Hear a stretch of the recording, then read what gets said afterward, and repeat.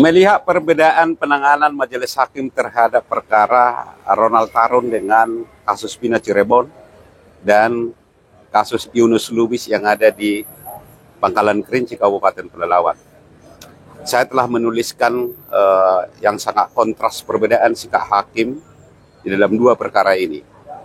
Di salah satu media mainstream, di mana saya melihat hakim kita ini tidak berdaya ketika dihadapkan dengan mereka-mereka yang punya relasi kekuasaan, mereka-mereka yang punya relasi dengan finansial atau orang-orang kaya. Mengapa demikian? Kita mau coba bahas dulu mengenai peristiwa yang terjadi terhadap Ronald Tarun ini, ya, dengan korbannya itu Dina, di mana mereka secara kasat mata berada di satu tempat pada waktu terjadinya sebuah peristiwa. Yang kedua, ada bukti scientific evidence, yaitu CCTV dan beberapa rekaman yang telah tersebar luas di media sosial. Akan tetapi majelis hakim yang dipimpin oleh Erin Tuada Malik di Pengadilan Negeri Cirebon berani memutus dengan putusan bahwa Ronald Tarun tidak terbukti secara sah dan meyakinkan melakukan penganiayaan yang mengakibatkan hilangnya nyawa korban, yaitu Dina. Intinya bahwa mereka terbukti berada di satu tempat pada waktu terjadinya sebuah peristiwa. Yang kedua, adanya TKP yang jelas.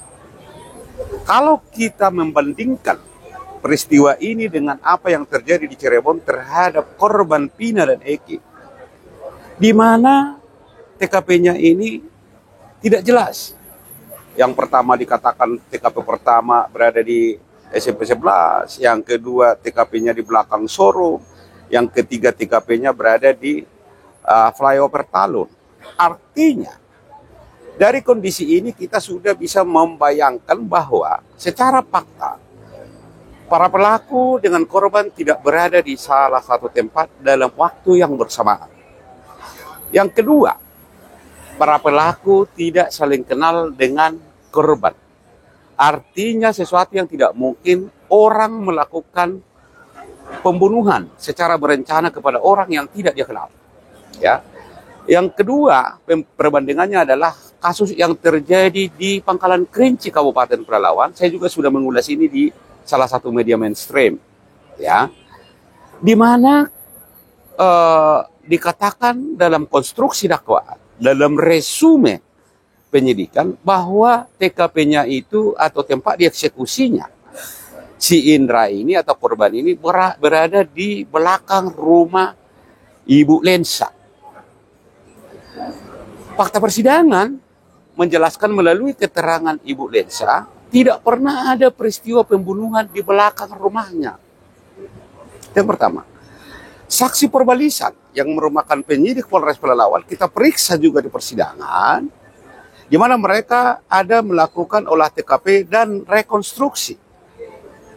Di TKP yang dimaksudkan itu, mereka tidak melihat ada tanda-tanda bahwa pernah terjadi di situ peristiwa pembunuhan.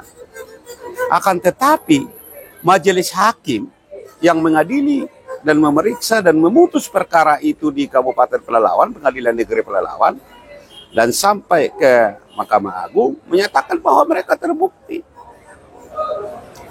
Ini membuktikan bahwa benarlah adanya bahwa hukum Indonesia itu tajam ke bawah, tetapi dia tumpul ketika berhadapan ke atas.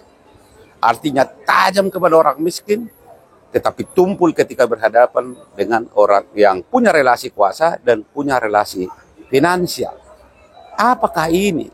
Kecurigaan ini tentu menjurus kepada kompromi dan jual beli, di mana orang miskin tidak mampu membeli keadilan. Tetapi mereka-mereka yang punya relasi kekuasaan dan relasi keuangan finansial, mereka punya kemampuan untuk menjual beli keadilan. Itu mungkin yang bisa saya sampaikan di pagi hari ini. Sekian dan terima kasih.